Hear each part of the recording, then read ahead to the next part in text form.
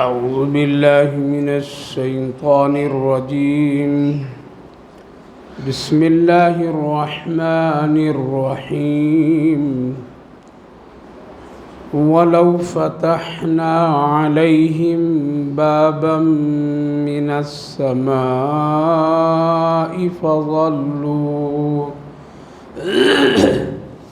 فظلوا فيه يعرجون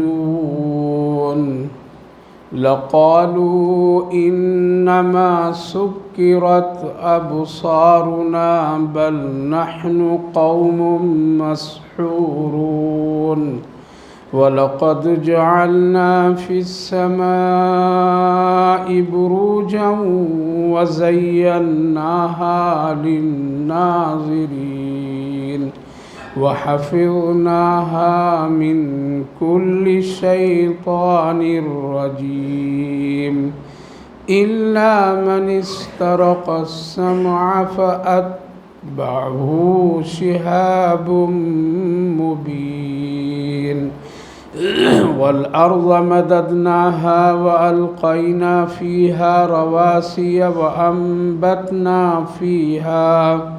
وأنبتنا فيها من كل شيء موزون وجعلنا لكم فيها معايش ومن لستم له برازقين. صدق الله العظيم. ولو فتحنا عليهم أبواب من السماء فظلوا فيه يعرجون، اور اگر ہم ان لوگوں کے لیے آسمان کے دروازے کھول دیں اور وہ لوگ دن بھر اس میں چڑھے، لقالوا انما سکرت ابصارنا بل نحن قوم مسحورون، تو لوگ کہیں گے کہ ہماری آنکھیں باندھ دی گئی اور ہم لوگوں پر جادو کر دیا گیا۔ وَلَقَدْ جَعَلْنَا فِي السَّمَاءِ بُرُوجًا وَزَيَّنَّاهَا لِلنَّاظِرِينَ، اور بالتحقیق کہ ہم نے آسمان میں بروج بنائے اور اس کو دیکھنے والوں کے لیے خوبصورت مزین کیا ہے، اور اس کو شیطان مردود سے ہم نے حفاظت کی ہے۔ بھائی اور بزرگوں، گزشتہ جو چند آیات گزری تھی جس میں اللہ تعالیٰ نے کفار اور مشرکین جو اس وقت مکہ میں تھے ان کی ہٹ دھرمی اور ان کے بیجا سوالات جو قرآن کریم اور وحی کے سلسلے میں ہوا کرتے تھے اس کا جواب اللہ نے دیا تھا، اور ایک بات کی اطمینان اور بہت ہی یقین کے ساتھ اللہ نے فرما دیا کہ اس قرآن کی حفاظت ہم کریں گے اور اس کی ذمہ داری بھی ہم ہی پر ہے۔ وہ لوگ یہ سوالات کیا کرتے تھے کہ اے محمد صلی اللہ علیہ وسلم، تمہارے پاس کون فرشتہ آتا ہے لے کر، کب آتا ہے، کہاں سے آتا ہے؟ اگر ان فرشتوں سے ہماری ملاقات بھی ہو جائے تو بڑی اچھی بات، کیسے آتا ہے ہم بھی ذرا دیکھ لیتے۔ تو یہ سارے سوالات قرآن کریم اور وحی کے سلسلے میں لوگ کرتے تھے، تو گاہے بگاہے صحابہ کرام رضوان اللہ عنہم اجمعین اور خود نبی کریم علیہ السلام کو ایک دل میں ایک بات تو پیدا ہوتی تھی کہ کہیں ایسا نہ ہو ان لوگوں کی ہٹ دھرمی اور یہ بیجا سوالات کی وجہ سے کہیں جس طرح توریت، زبور، انجیل یہ سب بدل دیے لوگ، کہیں قرآن پر بھی یہ حالات نہ آ جائیں۔ تو اللہ رب العالمین نے جواب دیا تھا کہ ہم نے اس کو نازل کیا، ہم ہی اس کی حفاظت کریں گے، اور آج تک الحمدللہ قرآن کریم کی حفاظت ہو رہی ہے اور قیامت تک ہوتی رہے گی۔ کتنے بھی حالات، کتنے بھی حوادثات، کتنے بھی جابر، ظالم، بادشاہ، حکمراں دنیا میں آ جائیں، قرآن کو کوئی بدل نہیں سکتا ہے۔ یہ اللہ کا فرمان ہے، اس میں ہم سب کو بالکل 100% نہیں، ہزار کروڑوں یقین ہے۔ اگر کسی مسلمان کو ذرہ برابر بھی اگر شک ہو جائے اور قرآن کے سلسلے میں اگر مگر ایسا ویسا تو مسلمان نہیں ہو سکتا ہے۔ دوسری بات اللہ تعالیٰ نے جواب دیا کہ اگر ان کو ہم آسمان پر چڑھا بھی دیں، وَلَوْ فَتَحْنَا دروازہ کھولنے چڑھو اور دن بھر لوگ تماشا دیکھنے کے لیے چڑھتے رہے جاتے رہیں اور وہ دیکھ بھی لیں آسمان کے ساری حقیقتوں کو، لیکن وہ لوگ جب آ جائیں گے اور اپنے لوگوں سے کہیں گے تو یہ کہیں گے کہ کچھ دیکھا نہیں، آنکھیں ہم لوگوں کی بالکل ایسی ہو گئی تھی، کچھ دیکھ نہیں سکا، ہماری آنکھیں بندھ گئی تھی، کسی نے باندھ دیا تھا، بندش کر دی تھی، یا پھر ہم لوگوں پر کوئی سحر کر دیا جس کی وجہ سے حقیقت اور ساری چیزوں کو دیکھ نہیں سکا۔ یہ ان کے جواب ہوں گے، یہ اللہ نے فرمایا۔ ظاہر ہے کہ اللہ بندوں کے حالات کو خوب اچھی طرح جانتا ہے، اس نے پیدا کیا ہے تو وہ جانتا ہے، اور وہ نہ جانے تو پھر کون جانے گا؟ اس لیے وہ اپنے بندوں کے ہر حال، اس کے مزاج، اس کی ساری کیفیتوں سے اللہ خوب واقف ہے۔ تو لوگ یہ باتیں بہانے کے طور پر، جب آدمی کسی چیز کو ماننا نہیں چاہتا، کرنا نہیں چاہتا ہے، تو دو چیزیں ہوتی جس کی وجہ سے آدمی انکار کرتا ہے۔ ایک آدمی انکار کرتا ہے ضد کی بنیاد پر، ہم کو ماننا ہی نہیں اس کی بات، چاہیے کتنا اچھا، کتنی محبت، کتنے اخلاق سے بات کہے، ہم کو ماننا نہیں ہے۔ دوسری وجہ انکار کی جو ہوتی کہ کسی آدمی کی اچھی بات یا اس کی اچھائی خوبیوں کا انکار کر دینا حسد کی بنیاد پر ہوتی ہے۔ یہ آدمی کیوں ایسا کہہ رہا ہے، اس کو کیوں یہ مقام مل گیا ہے، اس کو نہیں ملنا چاہیے تھا، ہم کو ملنا چاہیے تھا، یہ نبی کیسے بن گیا، ہم کو نبی بننا چاہیے تھا، یا ہمارے کوئی بڑے مالداروں کو بننا چاہیے، تو حسد کی بنیاد پر۔ تیسری جو قسم ہوتی ہے آدمی کے ہٹ دھرمی، کیا ہوتی ہے؟ ہٹ دھرمی ہوتی ہے کہ چاہے دن یا رات کی حقیقتیں پوری آ جائے، اللہ ہمارے ہاتھ میں لا کر کے سب کچھ رکھ دے، لیکن ہم کو کیا ہے، ہم اس کو تسلیم نہیں کریں گے۔ تو یہ جب تین خرابیاں انسان میں آ جاتی ہیں تو پھر اس سے ہدایت اللہ کیا کرتا ہے، چھین لیتا ہے، اور اللہ رب العالمین پھر اس کو گمراہی کے راستے پر چلا دیتا ہے۔ آج ہم سب بہت ساری ایسی نیکیوں کو ان چیزوں کی وجہ سے کیا کرتے ہیں، چھوڑ دیتے ہیں، اور گناہ کو قبول کر لیتے ہیں، گناہ کو اپنا لیتے ہیں۔ اس کی سینکڑوں ہزاروں مثالیں اس وقت موجود ہے۔ دین بتانے والے، قرآن سکھانے والے، دین کی مسئلے اور مسائل بتانے والے عالم علماء روز بتا رہے ہیں کہ یہ غلط ہے بھائی، یہ نہیں کرنا چاہیے، حالات اتنے بگڑ گئے ہیں، اب ذرا سدھر جاؤ۔ لیکن ایک آدمی کہتا ہے ہم کو ماننا نہیں ہے، ہم کو اپنی روش پر چلنا ہے، آپ کتنا بھی کچھ کہہ لیجئے، ہم تو اسی راستے پر چلیں گے جو ہمارے باپ داداؤں نے چلایا تھا، لہذا آپ کی دلیل، آپ کی باتیں سب اپنی جگہ۔ تو آج بہت سارے لوگ ضد، ہٹ دھرمی کی بنیاد پر، یا پھر ایک آدمی سمجھتا ہے حسد، یہ کیوں، اس کو یہ مقام کیسے مل گیا، یہ کیوں نصیحت کر رہا ہے، یہ نصیحت تو یہ اس کو نہیں کرنا چاہیے ہم کو۔ اور یاد رکھیے تینوں چیزیں گمراہی کی علامت ہے، ہٹ دھرمی، ضد اور حسد۔ حسد تو نہایت ہی وہ بالکل خطرناک گناہ ہے، گناہوں میں سخت خطرناک گناہ ہے، چاہے وہ کسی بھی نوعیت، عبادت کی لائن سے حسد کیا جائے، یا دنیاوی لائن سے اگر حسد کیا جائے، یا کسی اور خوبیوں کی بنیاد پر حسد کیا جائے، تو آدمی وہ بالکل گمراہ ہو جاتا ہے، اللہ کی نظر سے گر جاتا ہے۔ اور حدیث پاک کی روایت سے معلوم یہ ہے کہ آدمی پھر جنت کے راستے پر نہیں جا سکتا ہے وہ۔ اسی لیے اللہ کے رسول صلی اللہ علیہ وسلم نے ارشاد فرمایا کہ حسد کرنے والا کبھی اس کو جنت کی خوشبو تک نہیں میسر ہوگی، جنت تو دیکھنا اور جانا تو دور کی بات ہے، وہ میسر نہیں ہوگی، کیونکہ براہ راست اللہ کے فیصلے سے آدمی ٹکراتا ہے۔ یہ کیوں ایسا ہو گیا؟ ارے بھائی اللہ نے کیا ہے اس کو، یہ خوبصورت کیوں ہے، اللہ نے خوبصورت بنایا، یہ علم والا کیوں، اللہ نے اس کو بنایا ہے، یہ مالدار کیوں ہو گیا، اللہ نے مالدار بنایا ہے۔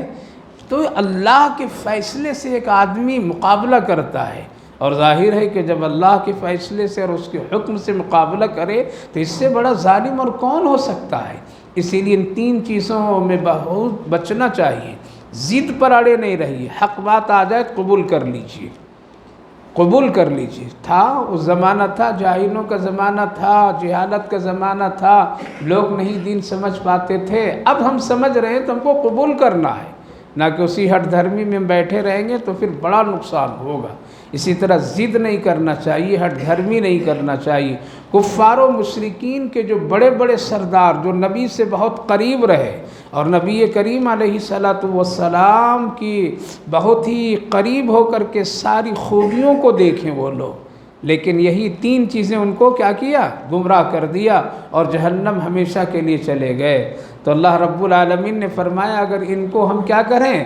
آسمان پر بھی چڑھا دیں، اس کو آسمان پر بھی چڑھا دیں اور روز چڑھتے اترتے تھک جائیں یہ لوگ، تو آ کر کے یہی کہیں گے کہ نہ کچھ سمجھ میں بات نہیں آئی، کچھ بات سمجھ میں نہیں آئی، یا پھر وہ گمراہ ہو گئے۔ جیسے فرعون کو اللہ رب العالمین نے اس کی ہٹ دھرمی پر گمراہی کے راستے پر ڈال دیا، جس نے کہا تھا کہ ارے یہ روز موسیٰ ایک خدا کا تذکرہ کرتا ہے، موسیٰ علیہ السلام روز ایک اللہ کی بات کرتا ہے، کون ہے وہ اللہ؟ کیسا ہے وہ اللہ؟ کہاں رہتا ہے وہ اللہ؟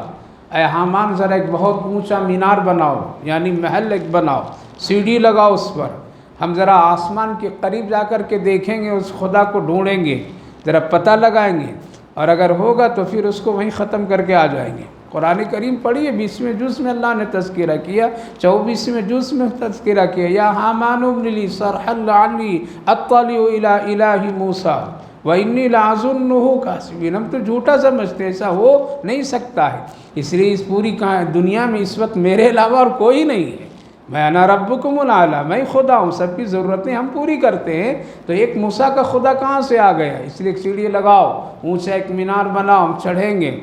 دیکھیے اللہ تعالیٰ نے گمراہ کیسے کر دیا، کیوں؟ ہٹ دھرمی اس میں ایک ضد پن ہے، وہ سب کچھ دیکھتا ہے، سب کچھ سن رہا ہے، آنکھوں سے دیکھ رہا ہے، لیکن ضد ہے، ہٹ دھرمی ہے، حسد ہے حضرت موسیٰ علیہ السلام سے۔ یہ جو میرے گھر میں پرورش پایا، یہ نبوت کا دعویٰ، یہ بہت بڑا آدمی ہو گیا، اس کے پاس وہی تو میرے پاس آنی چاہیے۔ یہ موسیٰ جس کے کوئی بھی حیثیت نہیں، نعوذ باللہ، وہ سمجھتا تھا، لہٰذا ہٹ دھرمی چڑھا مینار پر، بہت اونچا مینار بنایا گیا، حامان بنا دیے، اور جب چڑھا اور تیر لے کر کے گیا، اگر مل گیا تو آج ختم ہی کر دیتا ہوں، اور وہ تیر لگاتار پھینکتا رہا آسمان کی طرف سے، لگاتار پھینکتا رہا۔ اللہ نے بھی حکم دیا کہ اس کے سارے تیروں میں خون لگا کر کے نیچے واپس کرو، فرشتے خون اس میں لگا کر کے نیچے بھیج دیتے تھے، اور فرعون دیکھتا تھا کہ خون لگا ہوا ہے، لوگوں سے کہتا تھا دیکھو میں نے مار دیا موسیٰ کے خدا کو، اگر مارتا نہیں تو یہ دیکھو خون کیسے لگا، گمراہ ہو گئے نا۔ لہٰذا جب آدمی ہٹ دھرمی پر اتر جاتا اور گناہ ضد میں کرتا رہتا ہے، تم کتنا ہم کو بولو گے ہم نہیں نماز پڑھیں گے، تم کتنا ہم کو سکھاؤ گے ہم نہیں سیکھیں گے، ہم اپنی روش پر رہیں گے، تم بولنے والے کون ہوتے ہو؟ لہٰذا اللہ پھر گناہ کو اس کی نظر میں اچھا بنا دیتا ہے، اس کی نظر میں خوبصورت بنا دیتا ہے۔ لہٰذا فرعون گمراہ ہو گیا، اور وہ دکھایا اور دکھا کر کے لوگ اس سے بھی بہت سارے دیکھ کر کے گمراہ ہو گئے۔ تو میرے بھائی بزرگوں، گناہ کے لیے ہٹ دھرمی، ضد پن اور ساتھ ساتھ حسد، یہ سب گناہوں میں آدمی کو دھکیل کر کے اس کو گمراہ اور اس کو اللہ کی نظر سے گرا دیتا ہے۔ کفار و مشرکین کے یہی بھی حال تھے کہ وہ نبی کی ساری خوبیوں کو دیکھیں، قرآن وہ لوگ چھپ چھپ کر کے سنتے تھے، چھپ چھپ کر کے سنتے تھے، قرآن کی پوری حقانیت ان کو معلوم ہے کہ یہ اللہ کا کلام ہے، اس کے علاوہ اور اس کے کسی سے اس کا تعلق نہیں ہے، لیکن پھر بھی وہ یہی کہتے تھے کہ نہ ہم دیکھیں گے کون فرشتہ لاتا، ہم دیکھیں گے کہاں سے آ رہا ہے، ہم کیا کریں گے۔ تو اللہ رب العالمین نے گمراہ کر دیا۔ تو اللہ نے فرمایا کہ ہم اگر آسمان بھی اس کو چڑھا دیں، اور اللہ کے لیے کوئی مشکل نہیں ہے، وہ چڑھا دے گا، انسان کو چڑھا دیا، فرعون کو، نمرود کو، حامان، شداد، سب کو خوب دولتیں دی ہے، خوب عیش مستی کی ہے دنیا میں، اللہ کے باغی بن کر کے زندگی گزارے، اللہ نے دکھا دیے سب کو۔ تو وہ لوگ یہی کہیں گے کہ نہ ایسا ہے ایسا ہے۔ اسی لیے آج بھی بہت سارے لوگ جب کسی پر کوئی شک کر لیتا ہے اور کسی سے بدظن ہو جاتا ہے تو اس کی ساری خوبیاں اس کے لیے کیا ہو جاتی؟ برائی نظر آتی ہے تو ٹھیک، لیکن لگا دیتا ہے۔ جیسے بادشاہ روم کے پاس جب نبی کریم علیہ الصلاۃ والسلام کی تذکیریں ہوئے اور وہاں ان کے دربار میں سارے لوگ تذکرے کیے کہ آخری نبی حضرت محمد صلی اللہ علیہ وسلم اس طرح ساری خوبیاں لوگ ذکر کیے.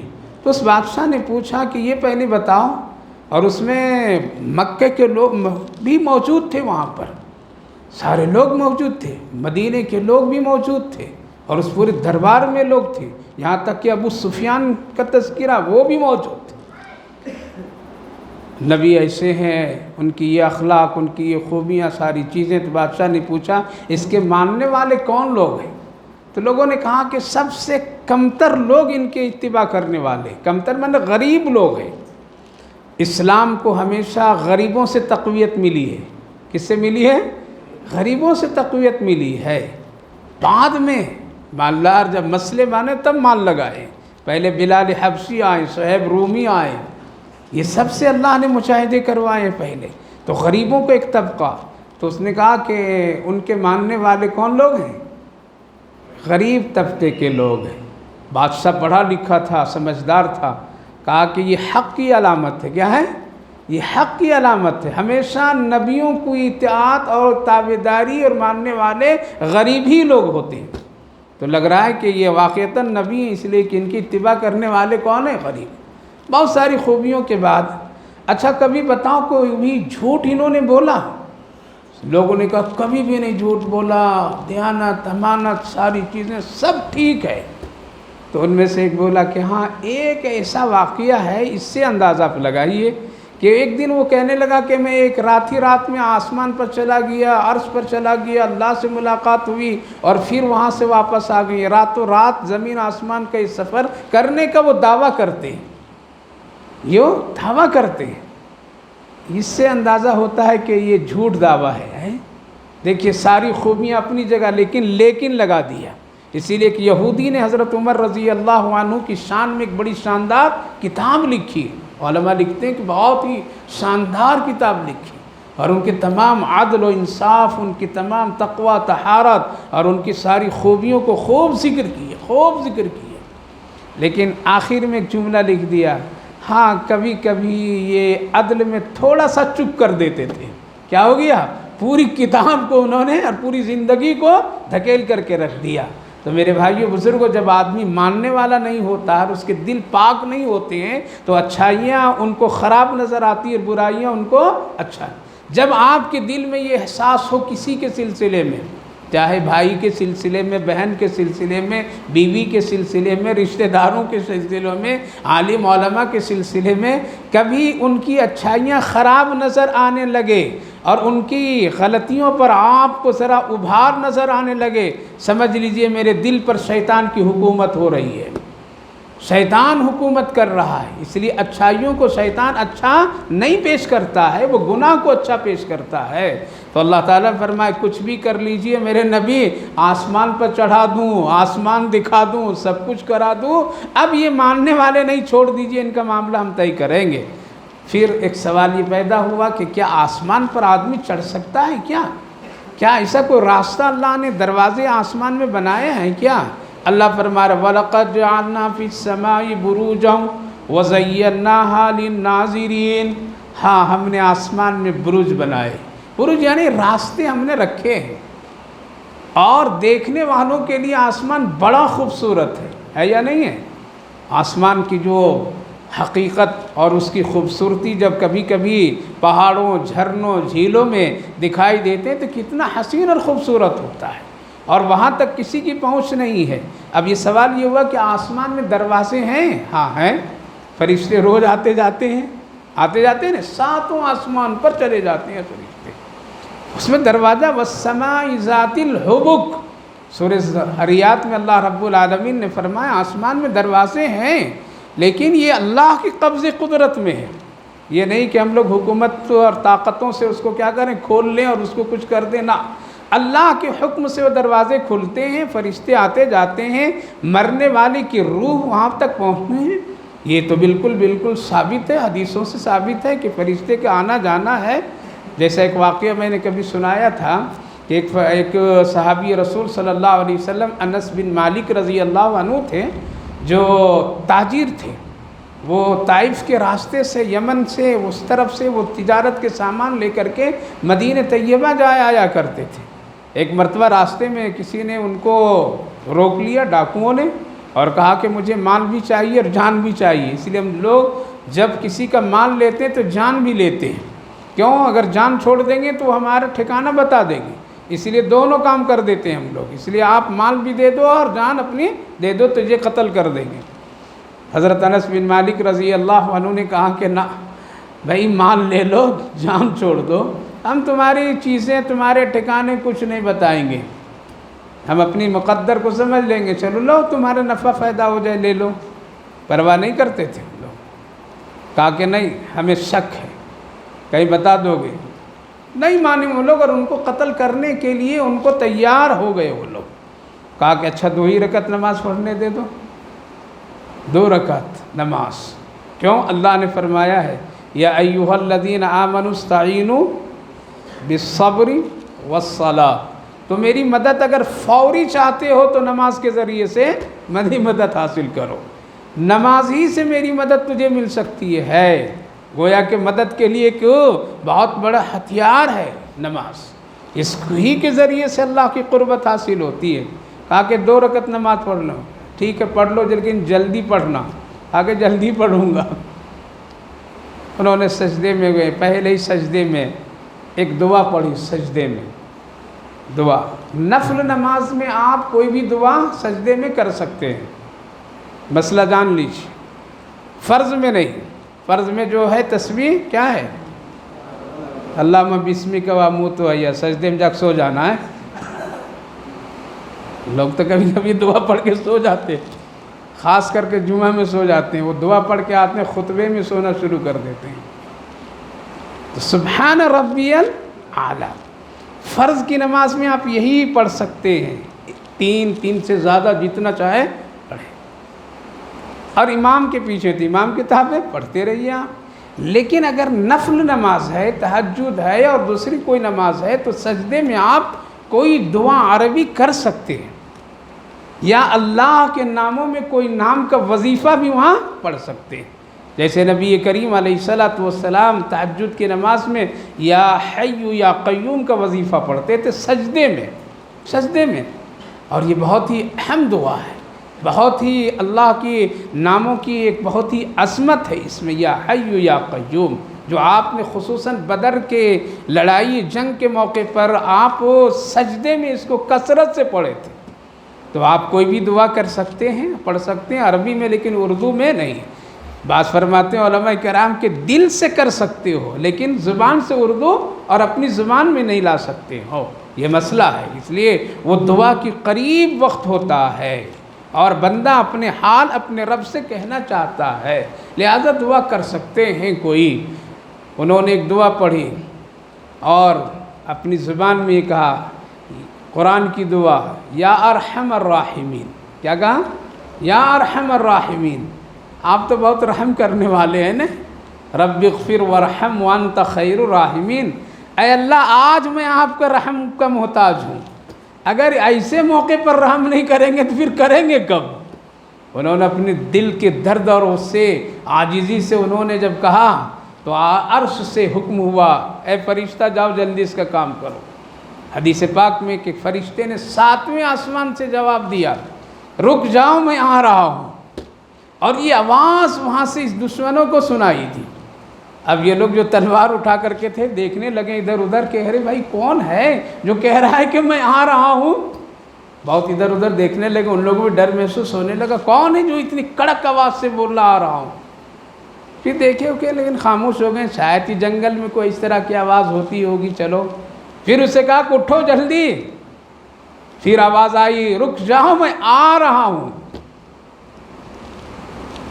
تیسری مرتبہ پھر وہ لوگ ایسی 3 مرتبہ ہوا، تیسری مرتبہ میں آواز آئی، میں آ گیا ہوں۔ کیا ہو گیا؟ اب جب آ گیا ہوں تو پریشان ہو گیا، اور اسی حال میں فرشتے نے ان ڈاکوؤں کو کام تمام کر دیا اور وہ سجدے سے اٹھے، یا ارحم الراحمین۔ عرض یہ کر رہا ہوں کہ 7ویں آسمان سے فرشتہ چلا، دروازہ ہے تو تبھی تو آ رہا ہے، یہاں یہ بتانا اس آیت کریمہ میں اللہ رب العالمین فرمایا وَلَقَدْ جَعَلْنَا فِي السَّمَاءِ بُرُوجًا وَزَيَّنَّاهَا لِلنَّاظِرِينَ، ہم نے آسمان میں برج بنائے ہیں اور دیکھنے والوں کے لیے بڑی خوبصورت آسمان کو مزین کیا ہے۔ نیلے نیلے رنگ، کیا حسین اور خوبصورت، کبھی اس کا رنگ نہ پھیکا ہوا نہ کبھی کہیں ٹوٹا ہوا معلوم ہوتا ہے، نہ کسی طرح اگر بادل بھی اس کے اندر میں چھاتا ہے تو کیا حسن اور خوبصورتی کی کیفیت ہوتی ہے۔ یہ سب کون کرتا ہے؟ یہ اللہ کرتا ہے۔ لہذا اللہ نے یہ ایک شک کو دور کیا کہ جو اللہ کہہ رہا ہے کہ اگر انسان کو میں آسمان پر چڑھا دوں اور آسمان کی ساری چیزیں دکھا دوں تو کیا آسمان میں کوئی راستہ ہے؟ ہاں راستہ ہے، اللہ نے بنایا ہے۔ اور جب آدمی مرتا ہے تو کیا ہوتا ہے؟ کیا کہتے ہیں؟ چلا گیا۔ کہاں گیا؟ آسمان۔ فرشتے لے کے روح کو نکلتے ہیں اور پہلے آسمان پہ فرشتے مرحبا کہتے ہیں، بہت اچھی روح ہے، مبارک ہے اس کا آنا۔ اس طرح سے اللہ تک کہ وہ روح کو پہنچا دیا جاتا ہے، پھر اللہ کے حکم سے اس کو عالم ارواح میں اس کو چھوڑ کر کے پھر قبر تک کے اس کے حالات کو پیدا کیا جاتا ہے۔ اس کی ایک تفصیلات ہے۔ تو میرے بھائیو بزرگوں، آسمان میں کیا ہے؟ دروازے ہیں۔ خود نبی کریم علیہ السلام سفر معراج میں تشریف لے گئے تو آپ کے لیے سیڑھیاں لگائی گئی، آسمان کے دروازے کھولے۔ پہلے آسمان پر حضرت کون؟ آدم علیہ السلام، آپ کو مرحبا کہا۔ دوسرے آسمان پر حضرت عیسیٰ علیہ السلام، دروازہ کھلا۔ پتہ چلا کہ آسمان میں دروازے، لیکن یہ دروازے کوئی انسان اس کو فرشتہ نہیں کھول سکتا، کھلے گا تو اللہ کے حکم سے کھلے گا۔ وَزَيَّنَّا وَحَفِظْنَا مِن كُلِّ شَيْطَانٍ رَجِيمٍ، اور ہم نے اس کو شیطان مردود سے محفوظ کر دیا ہے۔ شیطان اندر نہیں جا سکتا ہے، آسمان کے وہ کیفیت میں داخل نہیں ہو سکتا، وہاں سے اس کو باہر کر دیا گیا ہے۔ لیکن إِلَّا مَنِ اسْتَرَقَ السَّمْعَ فَأَتْبَعَهُ شِهَابٌ مُّبِينٌ، لیکن کبھی کبھی وہ ذرا کان لگا کر کے سنتا ہے کیا فیصلہ ہو رہا ہے، کیا فرشتے لے کر کے آ رہے ہیں۔ آنے سے پہلے وہ کیا کرتا ہے؟ اپنے چیلوں کو دنیا میں بتا دیتا ہے۔ کون ہوتے ہیں ان کے چیلے؟ ان کے چیلے کاہن لوگ ہوتے ہیں۔ کون؟ سفلی عمل کرنے والے ہوتے ہیں، سفلی عمل، جادو سحر کرنے والے ہوتے ہیں، یہ ان کے دوست ہوتے ہیں۔ ان کے پاس وہ شیطان اپنے قبضے میں وہ لوگ ایک دوسرے کو کیے رہتے ہیں، جو کہتے ہیں نا کہ ستارہ تیری گردش میں ہے، کچھ بتا دیے اٹکل، تو یہی وہ چیزیں ہیں جو ان کو آ کر کے ان کو خبر دے دی جاتی ہے۔ اور دوسری بات علماء کرام لکھتے ہیں کہ 2 فرشتے ہیں ہمارے اور آپ کے ساتھ، اور اس کے ساتھ ایک شیطان بھی جس کو ہمزاد کہتے ہیں۔ اب یہ فرشتوں کو کبھی حکم ہوتا ہے، فرشتے عرش سے لے کر کے حکم آتے ہیں ایک انسان کے بارے میں، اور ان کو دیا جاتا ہے دیکھو ان کے دن بھر کے یہ معاملہ ہے، یہ مہینے بھر کے یہ معاملہ ہے، تم کو اس کے ساتھ یہ کام کرنا۔ یہ شیطان پورا سنتا ہے، پھر یہ شیطان دوسرے شیطان کو بتاتا، اور وہ جو موکلات رکھتے ہیں یعنی سفلی عمل کرنے والے، شیطانی حرکت کرنے والے کاہن اور جادو لوگ جو ہوتے ہیں، وہ ان کے تجربات سے اور ان کے عمل سے کیا کرتے ہیں؟ کچھ اٹکل باتیں بتا دیتے ہیں، اور یہ سب سنتے ہیں۔ لیکن جو حق اور صحیح بات سننے کی ہے تو کیا کرتا ہے اللہ تعالیٰ؟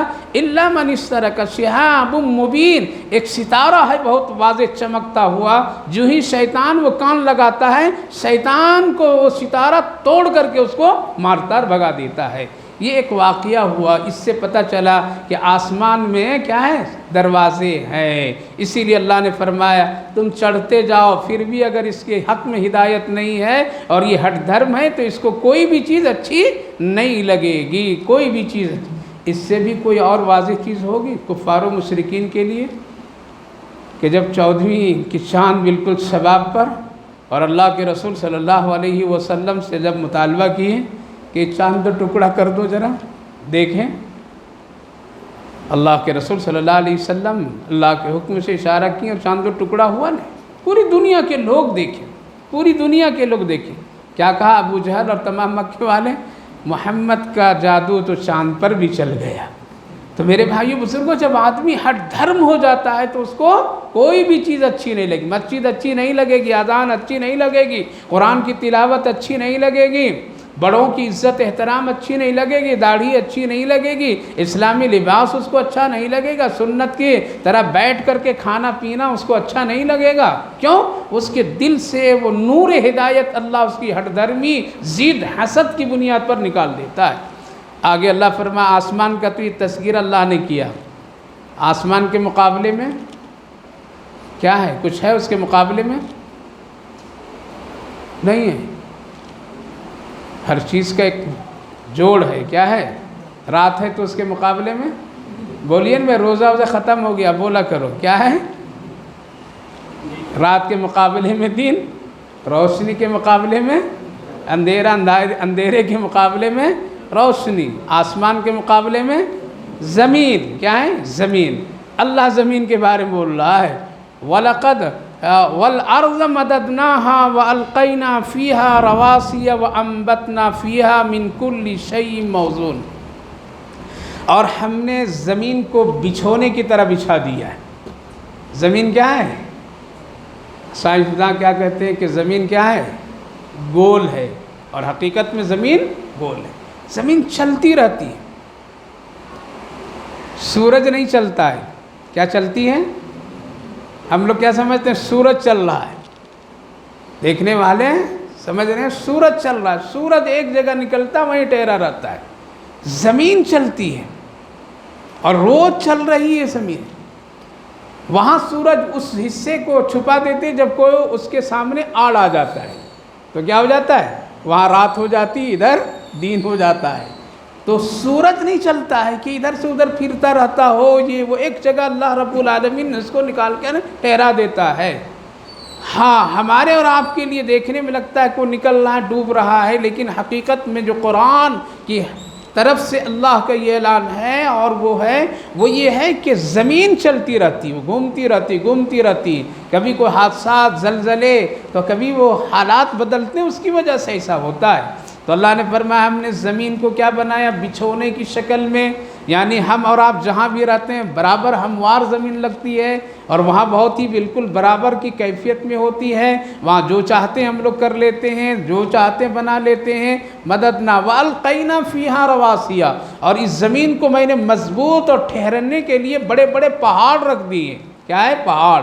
وَمَدَدْنَاهَا وَأَنبَتْنَا فِيهَا مِنْ كُلِّ شَيْءٍ مَوْزُونٍ، اور اس زمین پر ہم نے جتنی بھی چیزیں نباتات کی پیدا کی ہے، یعنی درخت، گھاس، پیڑ پودے، پھل فروٹ، وہ سب بالکل موضوع کے بنائے ہم نے۔ موضوع مطلب بہت ہی خوبصورت بنایا، اندازے سے بنایا اس کا، یعنی ایسا نہیں کیا کہ ایک درخت کی شاخ کچھ خراب ہو، کچھ ایسی ہو، یعنی ہر ایک کا ایک سائز بنایا، ہر ایک کا ایک اس کی لمٹ ہے، ہر ایک کی پتیوں کی خوبصورتی ہے، اس کا ایک الگ الگ حسن ہے۔ آم کے پتے کے حسن الگ ہے، پیڑ اور دوسرے چھوٹے چھوٹے جو پودے ہوتے ہیں پھول کے، اس کے رنگ و برنگ الگ ہے۔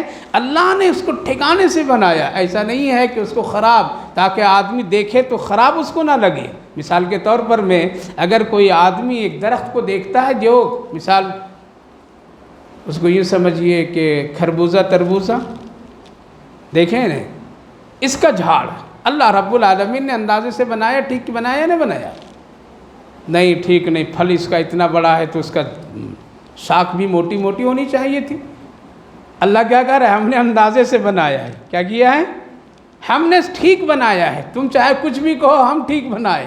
اب ماننا پڑے گا نہیں ماننا پڑے گا؟ اب کتنے ہم لوگ عقل لگا لیں، نہیں بھائی پھل تو بہت بڑا ہے تو اس کی شاخیں بھی موٹی موٹی ہونی چاہیے تھی، اس لیے پھل جیسا ہو ویسے شاخ بھی ہو، ویسے درخت ہو۔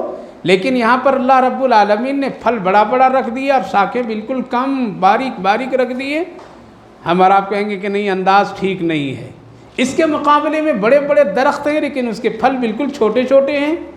وہ واقعہ میں سناتا ہوں کبھی کبھی کہ ایک مسافر جب چل رہا تھا، چلتے چلتے تھک گیا تو ایک درخت، برگد کہتے ہیں ایک درخت جو بہت ہی سایہ دار ہوتا ہے، اس کو بزرگ لوگ کہتے تھے، یوں کہیے کہ وہ اے سی ہے۔ کیا ہے؟ اس کی سایہ، اس کا سایہ بڑا ٹھنڈا، بہت ٹھنڈک اس میں اللہ قدرتی طور پر میں اس کے پتوں سے، اس کی شاخوں سے ٹھنڈک پیدا کرتا ہے، تو بڑا گھنا ہوتا ہے وہ۔ تو ایک مسافر تھکا ہوا تھا، بیٹھا اس میں، سانسیں ٹھنڈی لی، تھوڑا سوچا کہ ذرا سا لیٹ جاؤں، اور لیٹا تو اوپر دیکھا، اوپر دیکھنے پر درخت میں چھوٹے چھوٹے پھل لگے ہوئے تھے، بالکل چھوٹا چھوٹا۔ وہاں کہا کہ ارے یہ تو گڑبڑ ہو گئی ہے، یہاں پہ درخت اتنا بڑا بڑا ہے اور پھل اس کا اتنا چھوٹا چھوٹا ہے۔ تربوزہ خربوزہ اس کی شاخیں باریک ہے اور پھل اتنا بڑا بڑا ہے، اور اللہ رب العالمین نے فرمایا ہر چیز کو میں نے کیا کیا ہوں؟ بالکل ٹھیک ٹھیک پیدا کیا ہوں، ایسا نہیں کہ چھوٹا بڑا ایسا ویسا ہو، ایسا نہیں، بالکل جس کا جو سائز ہے، جس کا جو توازن ہے، جس میں جتنا وزن رکھنے کی قوت ہے، اسی طرح اللہ رب العالمین نے ہر درخت، ہر آدمی، ہر جانور کو اللہ نے بنایا۔ یہ یہاں سے اللہ سے غلطی ہو گئی ہے لگ رہا، نعوذ باللہ، وہ بڑا پھل اس میں ہونا چاہیے تھا، یعنی درخت بڑا تو پھل بھی بڑا۔ یہ کہہ رہا تھا اور سوچ رہا تھا، ہوا تیز چلی اور ایک پھل آ کر کے یہاں گرا اس میں، ناک کے پاس۔ اٹھ کھڑا ہوا، کہا کہ اللہ تیرا بہت بڑا شکر ہے، تو جو کچھ بنایا ہے سب ٹھیک بنایا ہے۔ اگر یہاں تربوزہ خربوزہ لگا ہوا ہوتا بڑا اور وہ گر جاتا تو میری حالت کیا ہو جاتی؟ اللہ صحیح ہے، وہ تربوزے خربوزے کے جھاڑ کے نیچے کچھ سونے کے لیے نہیں جائے گا، کوئی وہاں بیٹھنے کے نہیں لے جائے گا، اور پھر اس کا پورا وزن کس پر ہوتا ہے؟ زمین پر اس کا وزن ہوتا ہے، پھل زمین پر ہوتے ہیں، زمین اس کے وزن کو سنبھالتی ہے، نہ کہ شاخیں سنبھالتی ہے۔ اے اللہ تو نے بہت اچھا بنایا، ورنہ آج تو میں خطرے میں چلا گیا ہوتا۔ تو انسان اپنی عقل اللہ پر لگاتا ہے، نہیں ایسا کر دیا ہوتا، ویسا ہوتا، یہ ہوتا، وہ ہوتا۔ ارے بھائی، پیدا کرنے والا وہ ہے، وہ جانتا ہے کس درخت کو کیسا بنانا، کس کا رنگ کیسا رکھنا، کون سا پھل کیسا دینا، کس کے شاخیں کیسی ہونے، کس میں کانٹے لگانا۔ گلاب بڑا خوبصورت ہے لیکن کانٹے اللہ نے دے دیا اس میں۔ اب یہ کوئی کہتا ہے کہ نہیں اتنا خوبصورت ہے یہ گلاب کا پودا اور اس میں اتنا اچھا بہترین پھول ہے، خوشبودار ہے، اس میں کانٹے اللہ کیوں نہیں لگا دیے؟ اس میں کانٹا نہیں ہوتا تو اور اچھا ہوتا۔ نہیں، اس میں حکمت ہے، اگر یہ کانٹے نہیں ہوتے تو جو چاہتا ہاتھ ڈال کر کے اس کو خراب کر سکتا تھا۔ اللہ نے حفاظت کے لیے چھوٹے بچوں سے، جانوروں سے حفاظت کے لیے اس میں کیا کہہ دیا؟ کانٹے لگا دیا، تاکہ ہر کسوں کا ناقص اس میں آ کر کے ہاتھ نہ ڈال سکے۔ تو اللہ رب العالمین جانتا ہے کہ درخت، نباتات، حیوانات، اسی طرح سے آدمی کو اللہ نے پیدا کیا، تو کیا فرمایا؟ یا ایھا الانسان ما غرک بربک الکریم الذی خلقک فسواک فعدلک۔ ہم نے تم کو بہت ہی اعتدال کے ساتھ پیدا کیا، ایسا نہیں کیا کہ ایک پیر بڑا ایک پیر چھوٹا، اگر ایسا ہوتا تو عیبدار ہو جاتے۔ اس لیے اللہ رب العالمین نے فرمایا ہم نے جو کچھ پیدا کیا ہے اس زمین پر، چاہے وہ نباتات کی شکل میں ہو، یعنی درخت، پیڑ پودے، گھاس ہو، سب کو میں نے بہت ہی موزوں بنایا ہے، سب کو میں نے ٹھیک بنایا ہے، سب کو میں نے خوبصورت بنایا ہے کہ دیکھنے میں بھی اچھا لگے، کھانے میں بھی اچھا لگے۔ تو اللہ کی بڑی حکمت ہے، بڑی قدرت ہے۔ تو اللہ نے ایک مثال دے دیا اور آگے فرمایا، وہ تو بڑی عجیب بات ہے، وَجَعَلْنَا لَكُمْ فِيهَا مَعَائِشَ وَمَن لَّسْتُمْ لَهُ بِرَازِقِينَ۔ اور ہم نے اس زمین میں تیرے لیے بہت سے معاش کی چیزیں پیدا کی ہیں۔ معاش کی مطلب معیشت، یعنی تجارت، کاروبار، کھانے پینے، دکانداری، بازار، یہ ساری چیزیں کیا بنایا؟ اسی زمین پر تیرے لیے بنایا، اسی زمین میں ہم سب کچھ رکھا۔ ہیرے کہاں سے نکلتے ہیں؟ آسمان سے تو نہیں ٹپکتا ہے، زمین سے۔ اناج کہاں سے؟ اناج کی تجارت کرنے والا بڑے تاجر کہلاتے ہیں، کہاں سے پیدا کرتا اللہ تعالیٰ؟ یوں سمجھ لیجئے کہ انسانوں کے سر سے لے کر کے پاؤں تک جتنی بھی ضرورت، چاہے پہننے سے تعلق ہو، چاہے کھانے سے تعلق ہو، چاہے پینے سے تعلق ہو، چاہے بیماری علاج سے تعلق ہو، ان ساری چیزوں کو پیدا اللہ کہاں سے کیا ہے؟ زمین سے کیا۔ یعنی اس گوشت پوش ہڈی کی ساری خوراک کہاں سے پیدا کیا؟ کیوں مرنے کے بعد یہ ہڈی گوشت کہاں؟ زمین میں واپس۔ اسی لیے اس کا خوراک بھی زمین سے اللہ نے پیدا کیا۔ اور روح عرشی چیز ہے، آسمانی چیز ہے، اس کا خوراک اللہ کہاں سے پیدا کیا؟ آسمان سے پیدا کیا۔ نماز کہاں سے آئی؟ عرش سے آئی۔ روزہ کہاں سے آیا؟ عرش سے آیا۔ زکوٰۃ کا حکم کہاں سے؟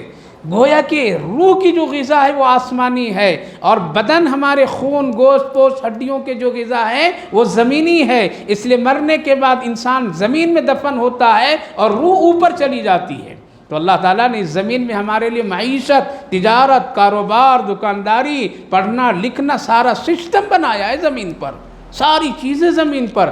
ہوا میں بھی ایک چیز اڑتی جاتی ہے تو اس کا بھی تعلق کہاں سے ہے؟ زمین سے ہے۔ ایئرپورٹ کہاں بنا ہے؟ زمین میں ہے۔ اس جہاز میں جتنی چیزیں استعمال کی گئی وہ پیدا کہاں سے کیا اللہ نے؟ زمین سے کیا۔ لوہا ہے، اسٹیل ہے، تانبے ہیں، جو بھی دھات ہے، جو بھی ساری چیزیں، اس کی پیدائش کہاں سے ہوئی ہے؟ زمین سے۔ اسی لیے کسی نے جب کہا کہتے کہتے کہ نہیں یہ ٹرین مثال کے طور پر میں اس ٹرین کا کمال یہ ہے کہ اس کا پورا کنٹرول کس کے ہاتھ میں ہے؟ اس کا پورا کنٹرول وہ جھنڈی جو دکھاتا ہے نا لال ہری، اس کے کنٹرول میں، وہ ہری دکھا دیا تو چل جاتی ٹرین، چلتی ہے، اور لال دکھا دیا رک گیا تو وہ طاقتور اصل ہے اس ٹرین کا مالک وہ۔ پھر تھوڑی دیر کے بعد کسی کا نہیں، بیوقوف وہ نہیں بلکہ ہے کون ہے؟ یہ انجن میں بیٹھ کر کے ڈرائیور صاحب جو ہے یہ چلائیں گے تبھی تو چلیں گے۔ تو کسی نے کہا کہ نہیں یہ بھی نہیں ہے، یہ پرزے اگر ٹھیک ٹھاک نہیں ہوتے تو کیا ہوتے؟ تو ڈرائیور کیا کرتا؟ پتہ چلا کہ پرزے اصل ہے، انجن اصل ہے، تب یہ ٹرین چلتی ہے۔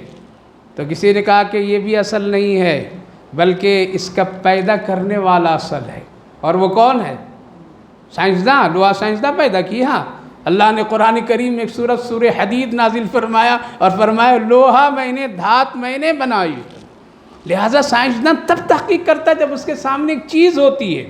چاند کی تحقیق وہ کرتا اس وقت جب چاند اللہ نکالے گا تب۔ سورج کی تحقیق سائنسداں اس وقت کریں گے جب سورج کو دیکھیں گے تب۔ زمین کے خزانے کو اللہ دکھائے گا تب کوئی تحقیق کرے گا، تب وہ چیزیں دیکھیں گے، ورنہ اگر یہ چیز نہ ہو تو، اور سب سے بڑی چیز یہ اتنے بڑی دماغ نہ ہو تو پاگل دیوانے۔ اس لیے سب کا مالک کون؟ اللہ ہے، اللہ ہے۔ اسی لیے اللہ فرمایا ہم نے تیری معیشت، روزی روزگار، کھانا پینا، اوڑھنا بچھونا، ساری چیزیں ہم نے تیرے لیے کیا کیا؟ زمین میں بنا دیا ہے۔ وَمَن لَّسْتُمْ لَهُ بِرَازِقِينَ، اور اتنے پرندے چرندے ہیں تیرے علاوہ اے انسان کہ تم اس کو روزی نہیں دیتے ہو، اس کو روزی ہم ہی دیتے ہیں۔ ہے یا نہیں ہے؟ کتنے ہیں مخلوق؟ 18,000۔ صرف دنیا میں ایک ہی انسان ہے جو کماتا کھاتا روٹی کے فکر میں ہے، باقی اب کسی بھی مخلوق کے لیجیے ہے کوئی مارکیٹ؟ جانوروں کو کوئی مارکیٹ، اس کا کوئی اسکول، اس کا کوئی مدرسہ، اس کا کوئی بینک بیلنس ہے؟ پرندے اڑ رہے ہیں آسمان میں، ایئرپورٹ ہے اس کا؟ کوئی ہے پائلٹ اس کا؟ ہے اس کے کوئی ٹھکانہ آشیانہ؟ ہے وہ کوئی فکر بینک بیلنس رکھتا اور اپنے بچوں کے لیے فکر کرتا ہو؟ یہ صرف انسان ہے جو کماتا کھاتا اور اس کی فکر کرتا ہے۔ اس کے علاوہ جتنی چیزیں ہیں اس دنیا میں انسان کے علاوہ، اس کو روزی کون دیتا ہے؟ اللہ دیتا ہے، ہم اور آپ نہیں دیتے۔ کیا جنگل کے پرندوں کو ہم لوگ روزی دے رہے ہیں؟ حکومت کو بجٹ پاس کرتی ہے کہ اپنے اپنے اسٹیٹ کے، اپنے اپنے علاقے کے جنگل میں جتنے چرندے پرندے ہیں سب ان کو یہ کر دو، ان کو کیا کرو؟ کھلاؤ پلاؤ، دانہ ڈالو؟ نہیں، ہم اپنے گھر میں 2 4 5 جھاڑ پودے رکھ لیتے ہیں تو روز پانی ڈالنا پڑتا ہے، اس کی دیکھ ریکھ کرنی پڑتی ہے۔ جنگل میں کروڑوں تعداد میں کیا ہے؟ درخت ہے، اس کو پانی کون دے رہا ہے؟ اس کو پھول اور رنگت کون بنا رہا ہے؟ اس کی سچائی کون کر رہا ہے وقت وقت پر میں؟ لہٰذا یہ مخلوقات جتنے ہیں، پرندے جتنے، چرندے ہیں، مچھلیاں ہیں، بحری بری جتنے ہیں، یہ سب کو روزی دینے والا کون ہے؟ اللہ ہے، اللہ۔ اسی لیے فرمایا تم تو صرف اپنی فکر کرتے ہو، ہم تو سب کو کھلا رہے ہیں۔ وَمَن لَّسْتُم بِرَازِقِينَ، تم اس کو روزی نہیں دیتے ہو۔ اسی لیے کسی بھی پرندے کا اسکول نہیں، کسی بھی پرندے کا دکان نہیں، کسی بھی جانور کا کسی کوئی اسٹور نہیں، کہیں اس کا باورچی خانہ نہیں، کوئی اس کے کھانے پینے کا اس طرح سسٹم نہیں ہے۔ اسی لیے تو جانوروں کو دیکھ کر کے کبھی کبھی سیدنا ابو بکر صدیق رضی اللہ عنہ کہا کرتے تھے اے اونٹ تو کتنا اچھا ہے، آرام سے کھاتا ہے، آرام سے پیتا ہے، سائے کے درخت کے سائے میں ٹھنڈی سانسیں لے کر کے مزے سے بیٹھا رہتا ہے، تم مر جائے گا تو تیرے سے اللہ حساب کتاب بھی نہیں لے گا، ابو بکر سے اللہ حساب لے گا۔ اللہ اکبر، ابو بکر سے اللہ حساب لے گا۔ پھنس گیا تو ابو بکر کا کام بگڑ جائے گا۔ تم ہم سے اچھے ہو میرے بھائیو بزرگو، ہماری اور آپ کی کامیابی دنیا کی کامیابی نہیں ہے، ہماری اور آپ کی کامیابی یہ گھر محل محلات نہیں ہے، ہماری اور آپ کی کامیابی یہ لباس اور یہ کاروں اور یہ سارے سسٹم میں نہیں ہے۔ اگر مسلمان ہیں تو مسلمان کی کامیابی ایمان پر رہنا، ایمان پر مرنا یہ کامیابی ہے، ورنہ مرنا تو سب کو ہے، کافر بھی مریں گے، مسلمان بھی مریں گے، سب کو جانا ہے، لیکن کامیابی تو وہاں ہوگی، وہاں تو فائنل حساب ہوگا۔ اس لیے کامیابی ہم لوگ دنیا کی چیزوں میں سمجھ نہ لیجئے، بلکہ ہم اور آپ اپنی کامیابی آخرت کی کامیابی میں کامیابی سمجھیے۔ اسی لیے اللہ رب العالمین نے فرمایا وَمَن لَسْتُمْ لَهُ بِرَازِقِينَ، کتنے ایسے مخلوقات ہیں، کتنے ایسے جانور درندے پرندے ہیں جس کو روزی ہم دیتے ہیں، تم نہیں دیتے ہو، تمہارے پاس اس کا کوئی سسٹم نظام نہیں ہے۔ اس لیے اللہ اس سے آیت کریمہ سے میرے بھائیو بزرگوں یقین پیدا رکھیے، جب اللہ 18,000 مخلوق میں انسان کے علاوہ سب کو کھلا سکتا ہے تو پھر انسان کو کیوں نہیں کھلائے گا؟ اس لیے روزی رزق کے سلسلے میں اللہ ہی سے مدد مانگنی چاہیے، کتنا بھی کما لیجئے لیکن یہ زبان سے کہیے یہ سب کچھ میرے رب کی طرف سے ہے، اور وہ ہمیشہ کھلائے گا، وہ پلائے گا، کبھی بھوکا نہیں سلائے گا، وہ اللہ وہ غیب سے انتظام کر دے گا۔ یقین تو رکھیے، یقین تو رکھیے، اللہ روزی کو بڑھانے والا ہے، اور روزی کے بڑھانے کے سسٹم اللہ نے ہم سب کے ہاتھوں میں دیا ہے۔ کیسے روزی بڑھے گی؟ سچائی کے ساتھ، حلال کے ساتھ، ہمدردی کے ساتھ، محبت کے ساتھ، صدقے کے ساتھ، خیرات کے ساتھ روزی اللہ اس میں برکتیں عطا فرماتا ہے۔ اسی لیے ہمیشہ یقین رکھیے کہ جو اتنے چرندے پرندے جانور مچھلیاں ساری چیزوں کو اللہ کھلاتا ہے اور زندہ رکھتا ہے، تو کیا ہم سب کو اللہ نہیں زندہ رکھے گا؟ اسی لیے روزی رزق کے حاصل کرنے میں اللہ کی نافرمانی مت کیجیے، کسی انسان کو دکھ مت دیجیے، اپنی خوشیاں کسی انسان کو دکھ دیکھ کر کے مت حاصل کیجیے، کسی کے نیند خراب کر کے خود اپنے سونے کی فکر نہ کیجیے۔ حضرت شاہ بہلول الدانہ علیہ الرحمہ بڑے ولی گزرے ہیں، مجذوب ٹائپ کے۔ حضرت جنید بغدادی علیہ الرحمہ سے ایک مرتبہ پوچھا، ملاقات ہوئی کہ کھانے کا آداب بتاؤ، بڑے ولی کہلاتے ہو۔ کہا کہ شاہ بہلول کھانے کا آداب تو یہی ہے، کھانا جب پک جائے دسترخوان لگا دیا جائے، ہاتھ منہ دھو لیا جائے، ادب سے بیٹھا جائے، اللہ کا نام لے کر کے کھایا جائے، اچھے سے کھایا جائے، اللہ کا شکر ادا کرے، یہ تو اس کے آداب ہے۔ تو حضرت شاہ بہلول الدانہ علیہ الرحمہ فرمائے ولی بنتے اور کھانے کے آداب بھی تجھے معلوم نہیں، اور چل گئے، جواب نہیں دیے، کچھ پریشان ہو گئی۔ آج تو ہم لوگ بہت ہی اپنے آپ کو سمجھتے ہیں بڑے علم والے، لیکن کھانے کا ڈھنگ ہم لوگوں کو معلوم نہیں ہے۔ بہت دعوے کرتے ہیں ہم لوگ کہ بہت ہم لوگوں کی اسلام سے تعلق ہے اور نبی کی سنت سے، لیکن سنت کی خبر نہیں ہے۔ حضرت شاہ بہلول الدانہ چلے گئے۔ پھر ایک مرتبہ ملاقات ہوئی، کہا کہ جنید بہت بڑا ولی سمجھتے ہو اپنے آپ کو، اے جنید ذرا بات کرنے کی ادب بتاؤ، بات کیسے کیا جائے؟ تو اس نے کہا کہ بات اچھی سے صاف ستھری طریقے سے کرنا چاہیے، سامنے والے آدمی کو دیکھنا چاہیے یہ کتنا سمجھتا ہے، اسی حساب سے وہ بتلائے ایک ادب اپنا۔ کہا کہ بہت بڑا ولی بنتے ہو اور بات کرنے کی بھی تجھے ادب نہیں ہے۔ پھر چلے گئے۔ پھر کچھ دنوں کے بعد میں پھر ملاقات ہوئی، تو پوچھے سونے کا ادب معلوم ہے جنید؟ بہت بڑا ولی بنتا۔ تو کہا کہ ہاں سونے کے ادب مجھے معلوم ہے۔ کہا کہ کیا ہے؟ کہا کہ پاک بستر ہو، سارا سسٹم بتائیں جو ہوتا ہے، دعا پڑھ کے سونا چاہیے، دعا پڑھ کے اٹھنا چاہیے، فلاں فلاں فلاں فلاں فلاں۔ کہا کہ ولی بنتے ہو لیکن سونے کے تجھے وہ ادب بھی معلوم نہیں ہے، اور وہ چلے۔ تو حضرت جنید بغدادی علیہ الرحمہ پیچھے سے بھاگے پکڑے، کہا کہ اب تینوں کا جواب دیجئے تبھی جانے دوں گا۔ سنیے جواب، اللہ اکبر کیا فرمائے؟ کہا کہ بات کرنے کے ادب یہ ہے کہ تم جو اس سے بات کرو اس کے دل کو مت دکھاؤ، کبھی اس کو حقیر نہ سمجھو، کم علم نہ سمجھو، کمتر نہ سمجھو، تمہاری بات سے اس کو کسی طرح اذیت اور تکلیف نہ ہو، یہ ہے بات کرنے کی ادب۔ اب آج تو کہتے ہیں اردو ادب، کیا ہے اردو ادب؟ اللہ اکبر، اردو ادب، گول مول باتیں، نقش و نگاری کے ساتھ اشعار اور شاعری، یہ کوئی ادب ہے؟ کتنوں کو دل دکھا دیتے۔ اس لیے واعظین کو، درس و حدیث دینے والے کو، تقریر و بیان کرنے والے کو بہت ہی ڈرنے کی بات ہے۔ کبھی کبھی ہم لوگ تو 1000 بار معافی مانگتے ہیں، اور آپ سے مانگتے ہیں کہ کبھی ہم لوگوں کی زبان سے اگر کوئی اونچ نیچ باتیں ہو جائے تو اٹھنے سے پہلے ہمیں معاف کر دینا، ہم بھی انسان ہیں، کمزور ہیں۔ اس لیے ادب یہ ہے کہ تمہاری بات سے اس کے دل میں کوئی تکلیف نہ پہنچے، اس کو تم حقیر نہ جانو، اس کو کمتر نہ جانو، یہ ہے بات کی ادب۔ کھانے کی ادب، کہا کہ کھانے کی ادب یہ ہے جنید کہ یہ سب اپنی جگہ ہاتھ دھونا، دعا پڑھنا، دسترخوان پر ادب سے بیٹھنا، سب سے بڑا جو ادب یہ ہے کہ کھانے سے پہلے دیکھو یہ حلال ہے یا حرام ہے۔ اللہ، یہاں تو ہم لوگ کوئی نہیں دیکھتے ہیں، یہ ہے سب کہ تیرے اندر جو جا رہا ہے وہ حلال جا رہا ہے یا حرام جا رہا ہے۔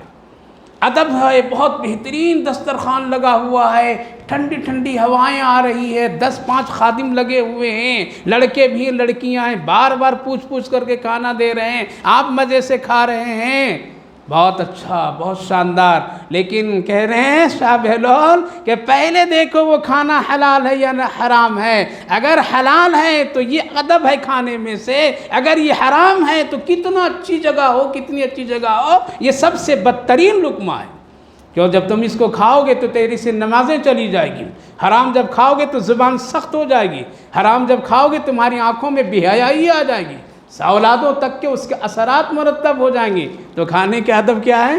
پہلے یہ دیکھو یہ حلال ہے یہ حرام ہے، آج یہ نہیں دیکھتے ہم۔ سونے کے ادب، بہترین اے سی کا روم ہو، نرم گرم بستر ہو، سارا سسٹم ہو، کوئی ڈسٹرب کرنے والا نہ ہو، یہ ادب۔ چلو دعا پڑھ لیا، یہ بھی ادب، دعا پڑھ کر کے اٹھ رہا، یہ بھی ادب، یہ سب اپنی جگہ۔ حضرت شاہ بہلول دان علیہ الرحمٰن نے عجیب بات فرمائے، سونے سے پہلے دیکھ لو تو اپنے رب کی کتنی نافرمانی کیا ہے، یہ ہے ادب۔ سونے سے پہلے دیکھ لو تم نے کس کو تکلیف پہنچا کر کے آیا ہے، سونے سے دیکھ لو پہلے کہ کہیں ایسا تو نہیں جس کو تم نے تکلیف دی ہے، جھٹکا ہے، بولا ہے، اس کا حق لے لیا ہے، کہیں وہ رات بھر بے قراری اور بے چینی میں اس کی تو نہ گزرے۔ اس لیے یہ 3 باتوں کا خاص خیال رکھو سونے سے پہلے کہ ہم اس بستر پر آئے ہیں، اللہ کی کتنی نافرمانیاں کر کے آئے ہیں یا اللہ کو خوش کر کے آئے ہیں، یہ ادب میں سے۔ ہماری وجہ سے کسی کے نیند تو خراب نہیں ہو رہی ہے، وہ بے قرار بے چین تو نہیں ہو رہا ہے، وہ دکھی اور فکر میں تو نہیں ہے، کوئی بات تو اس کو میں ایسی تو نہیں کہہ دیے ہیں اس لیے کہیں وہ بے قرار ہو جائے نافرمانی۔ سونے سے پہلے یہ دیکھ لیجئے کہ سونے کے بعد کوئی گناہ اور سونے کی حالت میں سے تو نافرمانی نہیں ہو جائے، یہ آداب ہے۔ کیوں؟ بہت سے ایسے لوگ سو کر کے پھر دوبارہ اٹھتے نہیں ہیں، اس لیے موت کو کیا کہا گیا؟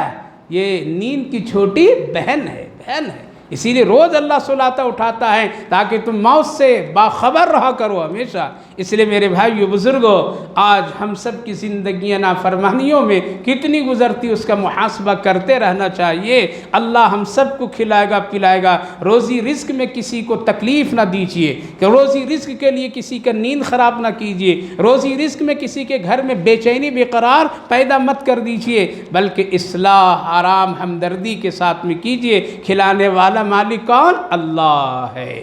خلاصہ یہ ہے ان تمام آیتوں کے کہ ہٹ دھرمی، ضد، حسد، اس گناہ سے بچیے، انشاءاللہ نیکی کرنا آسان ہو جائے گا۔ کیا ہوگا؟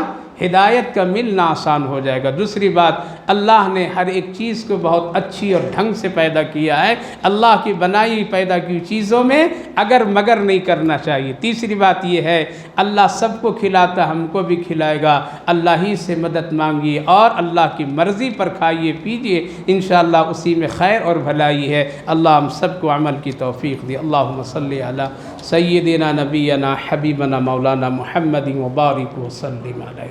اللہ ہم سب گنہگار خطا کار تو اپنے فضل سے معاف فرما دیجیے، بہت ساری کمزوریاں اللہ درگزر فرما دیجیے، ہدایت کے فیصلے آسان کر دیجیے، نیکی کے کام سمجھنے اور عمل کرنے کی توفیق اور ہدایت عطا فرما دیجیے۔ اے اللہ ہم سب تیرے کمزور بندے ہیں، محتاج بندے ہیں، ہم سب کی چھوٹی بڑی حاجتوں ضرورتوں کو اللہ ظاہر اور باطن کی پوری فرما دیجیے۔ اے اللہ اس مجلس سے قرآن کو بے حد قبول فرمائیے، جتنے بھائی بزرگ بیٹھے سنے کہے گئی باتیں سب پر عمل کی توفیق نصیب فرمائے، سب کی زندگی اور وقت میں خیر اور برکت نصیب فرما دیجیے، بیماروں کو صحت و شفا نصیب فرمائیے، صحت مندوں کو سلامتی نصیب فرمائیے، جو لوگ دنیا سے جا چکے ہیں ان سب کی مغفرت فرمائیے، ہماری ان دعاؤں کو اپنے فضل و کرم رحمتوں سے قبول فرمائیے۔ صلی اللہ علی النبی وعلی آلہ وسلم۔ سبحان ربک رب العزت عما یصفون وسلام علی المرسلین والحمد للہ رب العالمین۔